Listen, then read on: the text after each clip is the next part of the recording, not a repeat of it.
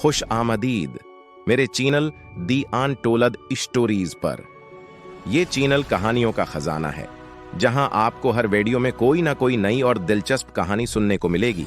शादी की तकरीब में एक पुरानी जानने वाली खातून मिली, उससे अलीक सलीक हुई और मैं उसके करीब ही बैठ गई। वो मुझे देखकर बेहद महजूज हो रही थी और कह रही थी, काफी अरसे से मैं आपके पास मिलने के लिए आना चाहती थी। क्यों, खैरियत है?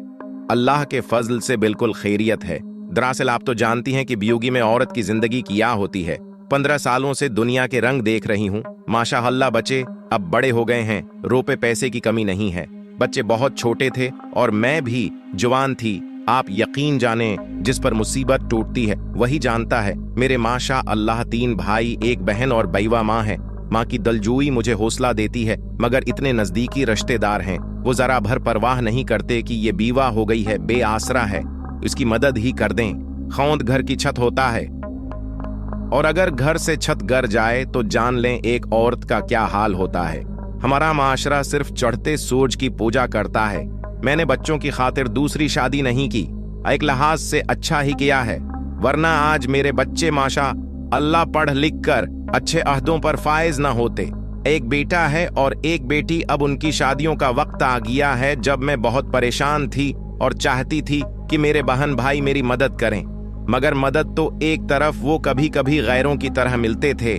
आज बच्चे जब बड़े हो गए हैं, मेरा बेटा सब काम बखूबी संभाल रहा है, तो वो गाहे बगा है, हाल चाल पूछ लेते हैं। आपके पास घर हो और आयशें भी हूं तो मैं कहूंगी वो आसाइशें आपके दुखों को कम नहीं कर सकते। दुख इंसान को खुद ही झेलने पड़ते हैं। मैंने उसकी गुफ्तगू सुनी तो जवाब दिया, खुदा का शुक्र करें सारी आसाइशें मौजूद थीं। अगर आपके पास जिंदगी गुजारने का कोई जरिया ना होता तो आप अंदाजा नहीं कर सकते कितनी मुश्किलात का सामना करते हैं। अभी तो सब कुछ मौजूद है आपके पास, तो आपके छोटे मोटे काम बहन भाई नहीं करते। अगर आपके पास रोजी का जरिया न होता तो मैं वसूख से कहती हूँ, इस दौर में कोई भी आपकी मदद न करता। किसी ने आपकी माली मदद नहीं करनी थी। अभी तो उनको मालूम है कि आपको किसी कसम की जरूरत नहीं है और वो सलाम दुआ अच्छे तरीके से कर लेते हैं, वरने आपकी जिंदगी अजीरन हो जानी थी। वो दौर और था जब पड़ोसी को मालूम होता था कि हमारा पड़ोसी तकलीफ में है, और पड़ोसी होने के नाते वो मदद भी करता और दलजोई भी। इसी तरह बहन भाई एक दूसरे के दख सख में शरीक होते। मगर आज तो का ये ही पलट गई है, खूनी रिश्ता हो या गैर कोई नहीं पूछता। इसलिए तौका मत रखें, ये दुनिया ऐसी ही है जहां मतलब होता है। दुनिया खींची हुई वहां जाती है जहां मतलब नहीं है। चाहे आपका बहन भाई क्यों ना हो, वहां जाने से गुरेज करते हैं।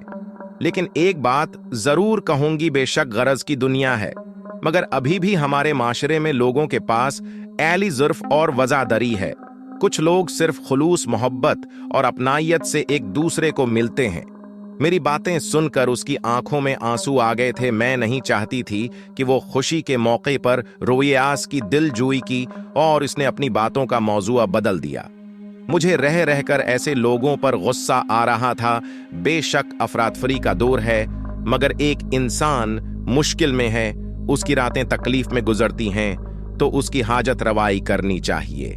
ये जिंदगी चंद रोज है, कोशिश करनी चाहिए जितना हो सके लोगों के दिखों का मदावाब ने उनकी तकलीफें दूर करें।